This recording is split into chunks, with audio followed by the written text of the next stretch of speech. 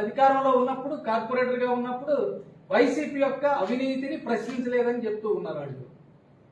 నేను అడుగుతూ ఉన్నాను, ఆ రోజు వైసీపీ మేయర్ పదవి ఉన్నప్పుడు వాళ్ళు ప్రతి పని మీద 100 కోట్ల పని మీద మొదట 6% కమిషన్ తీసుకున్నారు. ఆ తర్వాత 8% పెంచుకున్నారు. అప్పుడు సిపిఎం కార్పొరేటర్ గా మేము కౌన్సిల్ నిలేశాం. 8% కమిషన్ 100 కోట్లకి 8 కోట్ల కమిషన్ తీసుకున్నారు. లంచం అంటామా? కమిషన్ వాళ్ళని అడిగినా, జనసేన వాళ్ళని అడిగినా, వైసీపీ వాళ్ళని అడిగినా బాహాటంగా చెప్తారు. పత్రికల్లో కూడా వచ్చింది.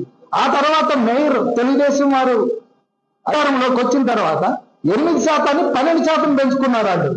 అంటే 100 కోట్ల పని అప్రూవ్ చేయాలంటే 12 కోట్ల కమిషన్ తీసుకున్నారు. 12% పెంచుకొని పంచుకున్నారు.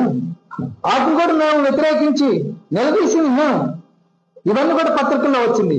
గుర్రాల పార్క్ ని మొదట 3 కోట్ల రూపాయలకి ఇచ్చింది ఎవరు?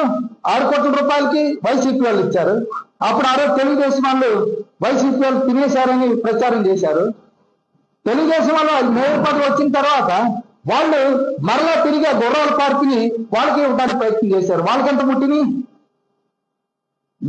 గత మేయర్ గోడ కట్టారు, ముడిసంలో ఉన్నారు, 30% తిన్నారన్నారు. ఆ 30%లో 4 ఉన్నారని నేను అంటున్నాను. ఆ రోజు ప్రచారం జరిగిన 4. ఆ 4 ఎవరు? వైసీపీ వాళ్ళు 2, తెలుగుదేశం వాళ్ళు 2 అంటున్నారు. మేము చెప్తున్నటువంటి అది ఓపెన్ సీక్రెట్. అది అందువల్ల ఇలాంటి తప్పుడు ప్రకటనలు మానండి.